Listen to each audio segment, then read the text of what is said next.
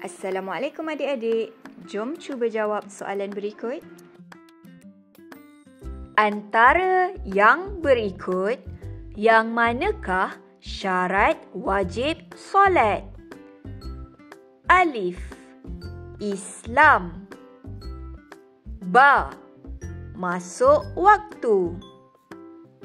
Jim, menghadap kiblat. Dal, mumayyiz.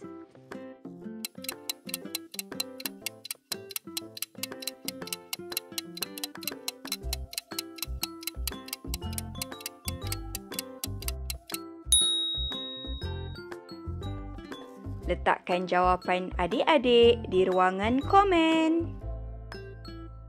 Jangan lupa like, komen, share dan subscribe untuk soalan seterusnya.